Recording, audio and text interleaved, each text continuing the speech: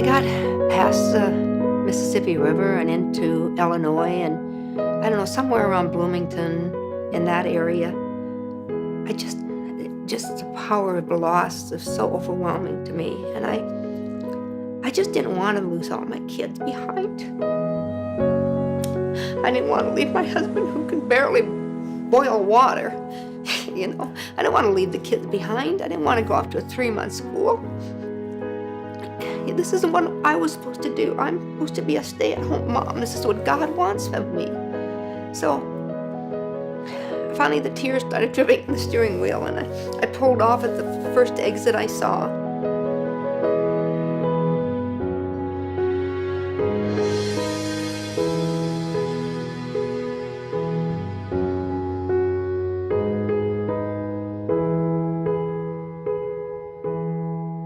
Christmas for 7 children is expensive and chaotic and wonderful, but Christmas in 1984, Gil and I found ourselves pretty low and trying to figure out how we were going to deal with all the finances.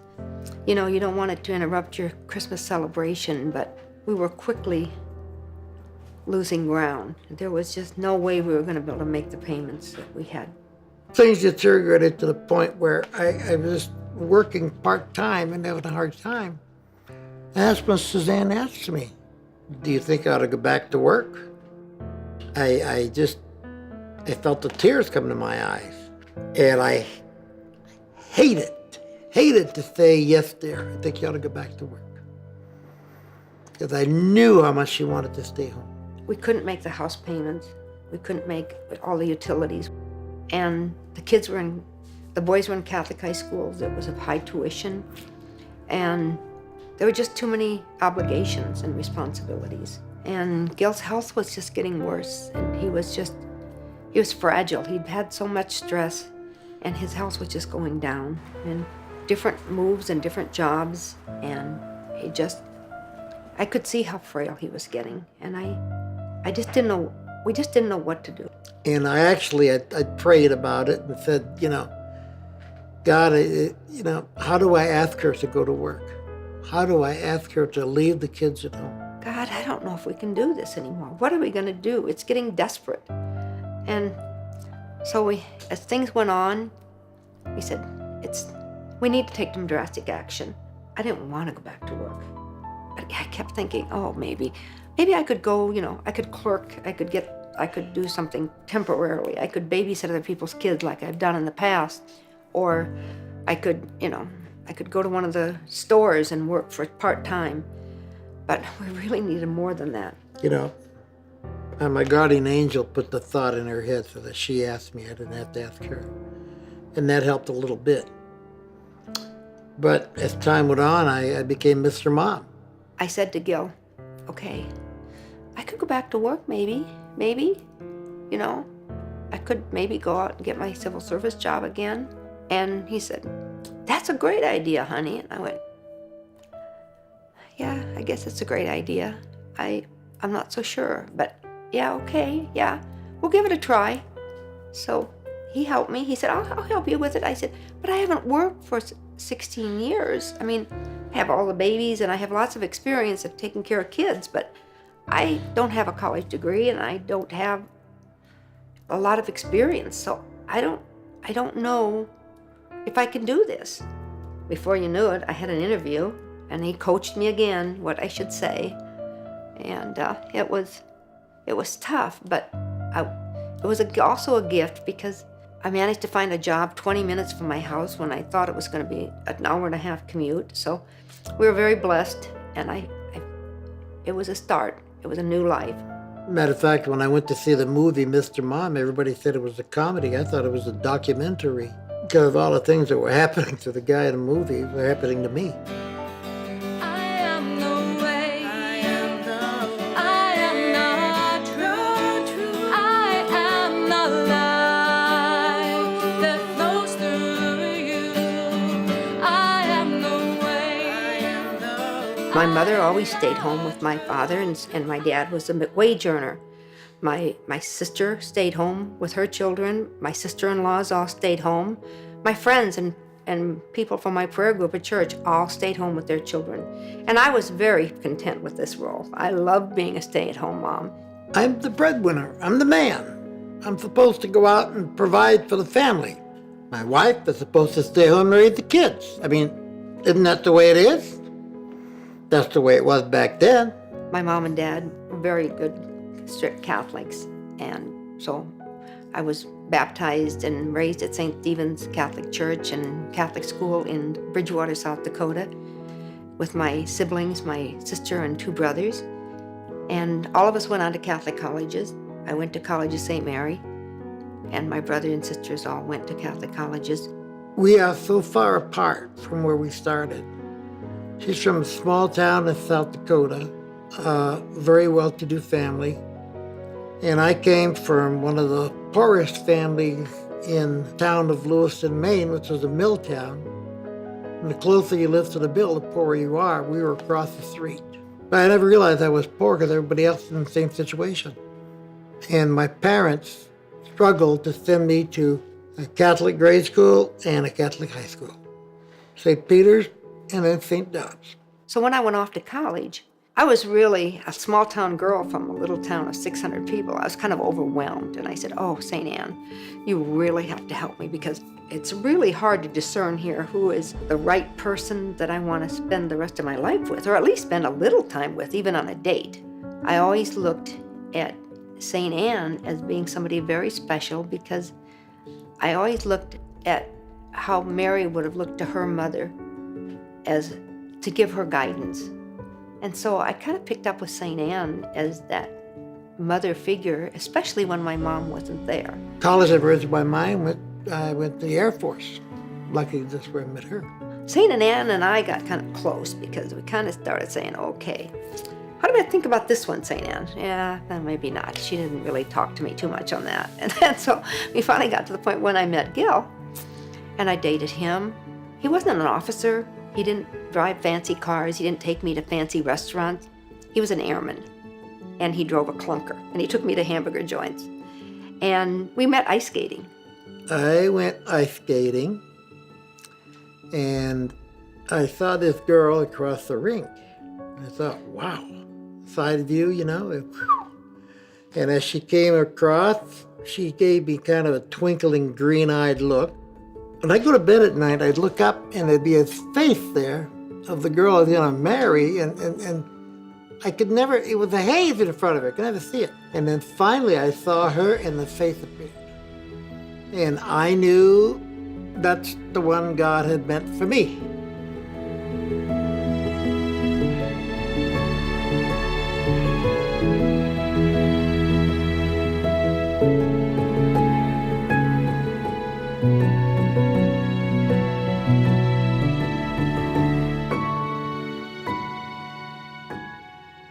Computer science is where I ended up doing. When I was running a school and running another business at the same time, I started to feel I had aches all over. And I became tired so fast. I went to the doctor and he just couldn't figure it out. Ended up being chronic pain, chronic fatigue. And then one doctor in 89 figured out that we saw the record that says fibromyalgia, ? And they didn't know much about it. And the next doctor diagnosed fibromyalgia, chronic pain, chronic fatigue. Make a story a little shorter, I have fibromyalgia. I had a heart attack. Triple bypass. I'm diabetic. Both my parents were highly diabetic before we even knew what it was. My mother died when I was 15. I have narcolepsy. And what? Arthritis. Arthritis, that's right.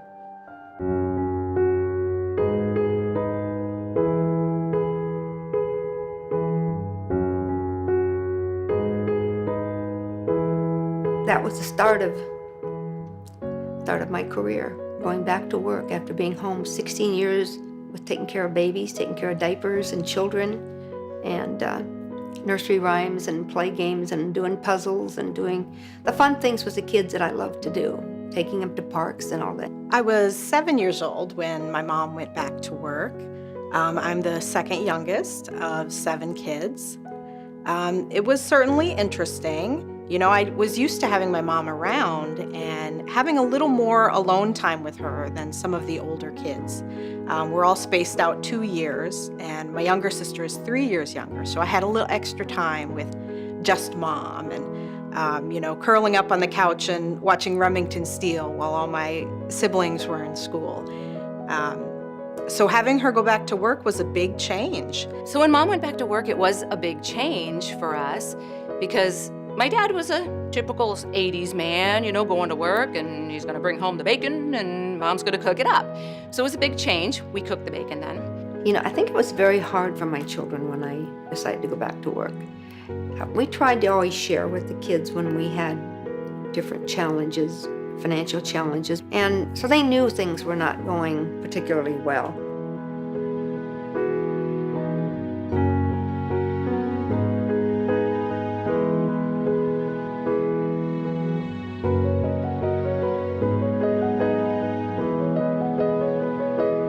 Six months after I took the job, they had a promotion opportunity. And it meant that if I got the job, I'd have to go to Indianapolis, Indiana from Omaha, and take a 3-month school on journalism and learning about how the Army spokespeople, public affairs people, how they spoke for the Army. When she went away to her first 3-month school, we talked about it, we prayed about it. It would give her a promotion from GS5 to a GS7 next year and a GS9 the next year, which was a wonderful opportunity. And she left to go to school for 3 months. When we made the decision that I should go back to college, and Gil and God and I discussed it, our triad discussed it and said, okay, we're not going to get very far in promotions unless I have a college degree. And so we said, okay, how can we do this? And how the kids took it, I can say it very easy. They wrote I've been there about 3 weeks. They wrote a little song and put it on a tape and sent it to her, and it was, over there, our mom is still over there. Oh, the kitchen's stinking and daddy's drinking and there's dirty laundry everywhere. That's about the way it was. First 3-month school, I think I was 9 or maybe 10. We all were little singers all the time, and 4, 5, 6-part harmony, whatever we could do. And my dad would write a lot of music. So we wrote a song, we actually did a whole little tape for her at the time. One of them was to the tune Over There, the Army tune Over There. But our lyrics were, the kitchen's stinking and dad is drinking and there's dirty laundry everywhere. We miss our mommy and it's not funny. the kids were terrific about helping me with my homework, especially in algebra. I found it very challenging to go back to school after not being in algebra since high school. It wasn't my favorite course in high school, but it definitely wasn't in college.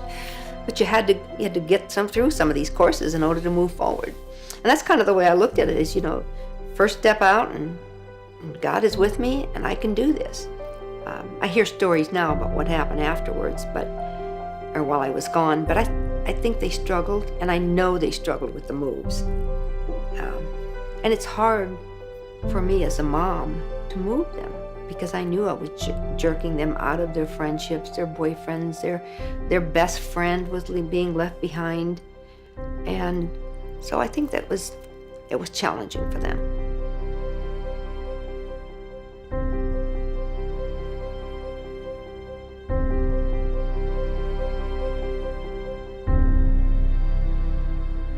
And finally it ended up that she was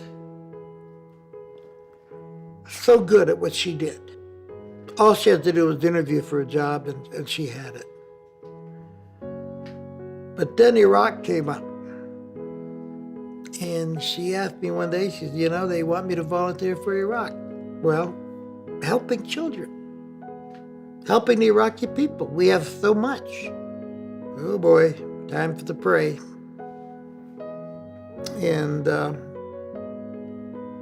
I swear that the Holy Spirit came down and just slapped me in the head and said, hey, she's a great helper, let her go help. So I said, okay. When I was a young mother of twins, my mother told me, I'm going for a deployment in Iraq. And I was like, wait, what? So I decided, I looked at the options for going to Iraq, and the command was very involved in reconstruction in Iraq, the Army Corps of Engineers.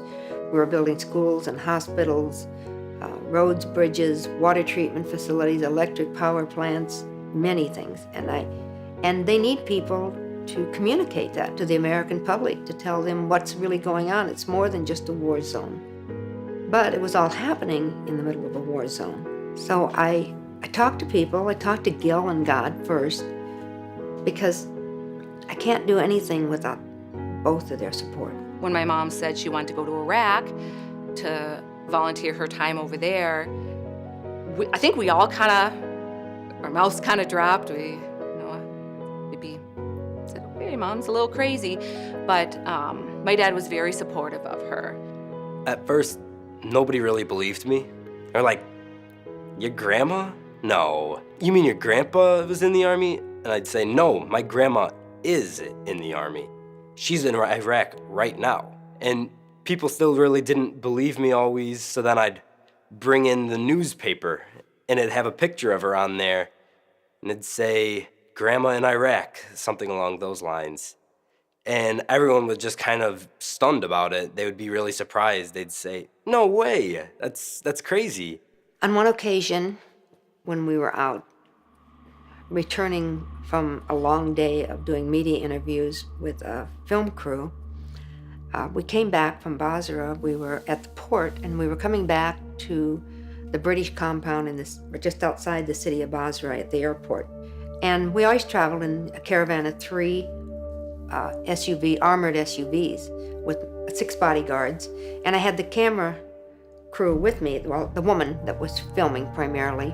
She was in my car with me, and we're driving along, and it's pretty straight road up in the middle of the desert, and the lead car, SUV, headed out into the desert.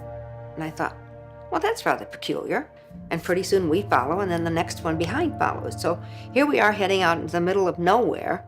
So the camera gal looks at me and says, what's going on? And I said, I don't know. It's fine. I'm sure it's fine. I'm sure it's fine. And so we go out, and then we're out about 10 minutes. We head back on the road. And then we cross the road, and we go to the other side and go the other direction. And I'm going, what's going on? And she's just going crazy. She's asking all kinds of questions, and the security guards are just totally ignoring her. And so she said, I don't know what we're supposed to do. And I said, be calm, I'm sure. Oh, Lord, help us. I don't know what's going on. And as it turned out, I said to the lead security guard, I said, what can we do? And he says, be quiet. And I said, okay, I got that. Okay? And he said, there's a terrorist, there's a guy in that black van on the side of the road. He's been following us. We came back on the road. We thought we lost him, and got back on the road, and he's waiting for us there. And he said, so I turned around, I went the other way, and came back, and he's still there. He's targeted us. He's waiting for us. And so, you just kind of go, yeah, okay. He's targeted us. I mean, what the heck does that mean, So I'm going, oh, Lord, what do I do? And this camera lady is going crazy. I said, okay, it's gonna be good. I said, it's fine. These guys are good. We're fine. We can trust them. They know what they're doing. The whole time I'm going, oh Lord, do they know what they're doing?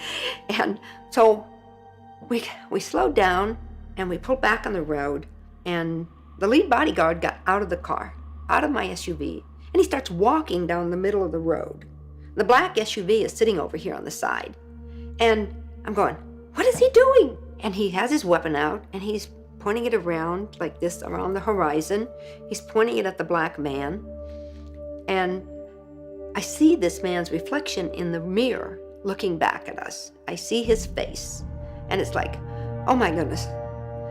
And what do? You pray for him, you pray for me, you pray for the security guard out in front that's walking on the road in front of my vehicle. And so we're creeping along at inching along, just barely moving, just keeping pace with his walk. He pointed the weapon at the guy in the black van, and I didn't even look at the guy's face. I looked at his face in the mirror. I couldn't look at him because they're so upset anyway at seeing women in roles like I'm in that I just said, okay, oh Lord, just protect us and keep us safe. Because you're so vulnerable. There's no way to do anything. You're out in the middle of nowhere. And so we kept inching along, and Dinger, who was my security guard, looked back at the guy, and he kept the weapon on this man the whole time. And finally we got to a certain point where we were ready to make a turn to go over to the Basra airport. And I could hear the chatter on the radio the whole time. And the chatter in my brain is going to God, and the chatter on the radio, and the female reporter is next to me going, ah! I'm going, okay, peace, Lord, bring me peace, if this is meant to be, but you're not expecting it to happen. So finally, Dinger jumps back in the car, and we sped off. We went back to the base, and I get there, and I said, what just happened? And he said, they targeted us. He said, he was going to take us out. I went, wow. And it was even worse the next day when he told me. He came over and he whispered to me, he says, Suzanne, he said, the next caravan after us got hit and they took him out. An IED was exploded. That's what the guy was doing. He was waiting to detonate an IED under some American caravan.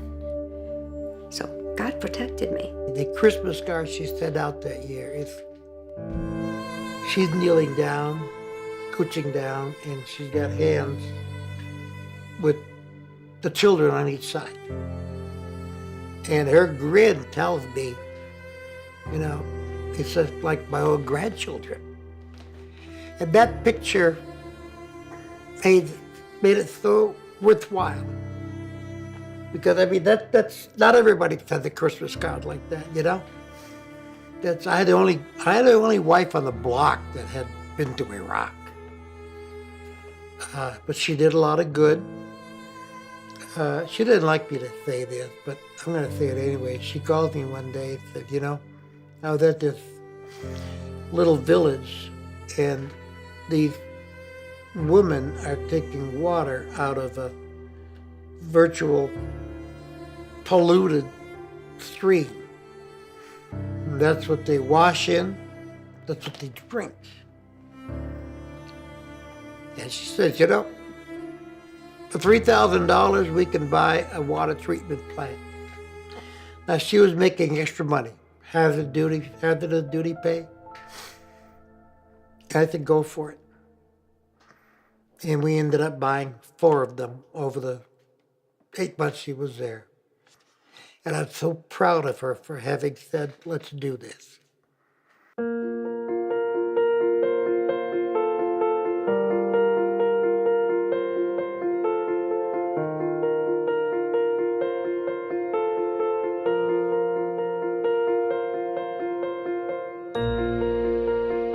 But I did extend for 2 months.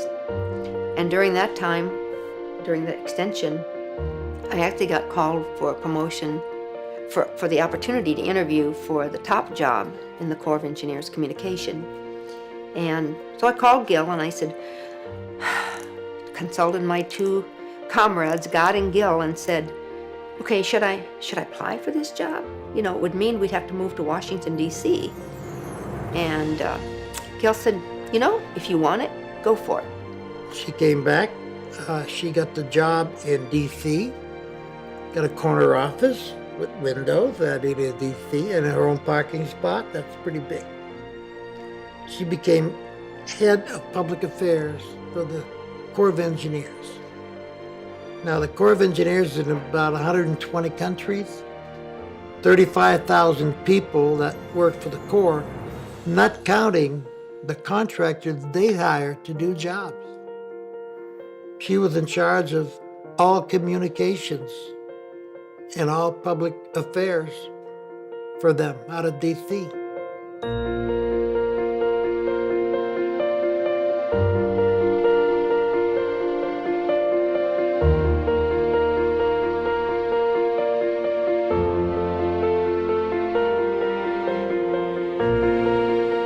my grandma and spending so much time with her, there's basically never a dull moment.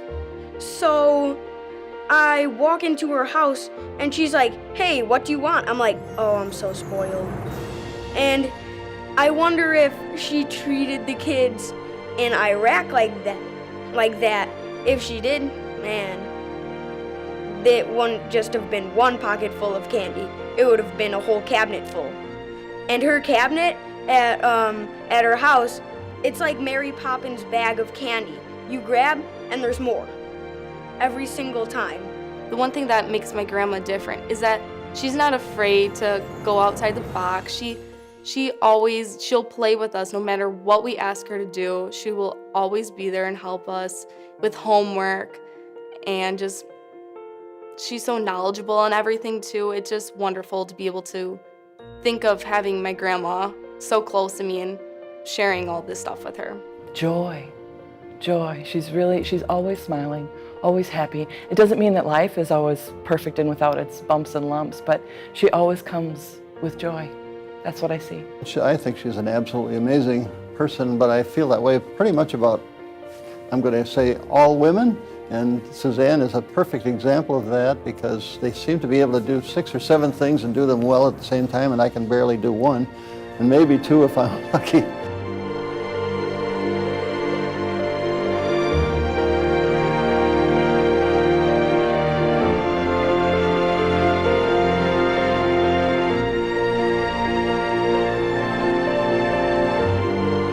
When we were young, Gil worked all the time, and I stayed home with the kids, took care of them, did what a mom should do as a stay-at-home mom.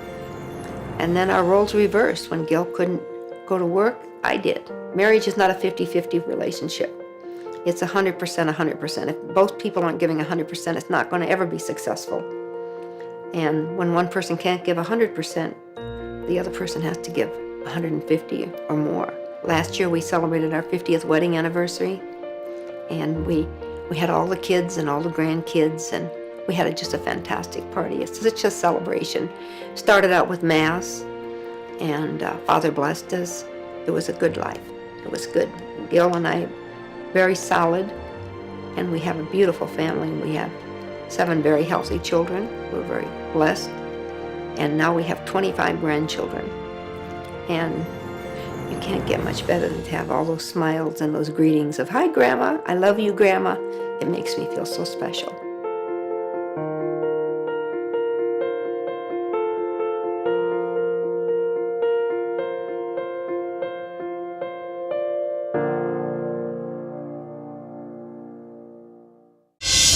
If you have good news, we expect you to want to share it.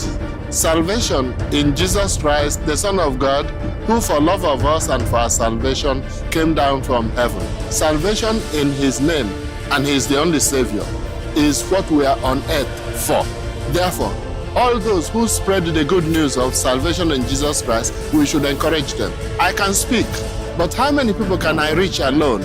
But the media, the television people, the radio, the newspapers, and all those who use the computer and its derivatives in various ways to spread the gospel, we must thank them, we must encourage them, we must work with them so that they can continue to spread the good news. There's so much news that is not so wonderful in the world, but there is also news that is wonderful on the gospel of Jesus Christ. We encourage them and beg God to bless them, especially the Shalom World TV. God bless you. Shalom World, God's own channel.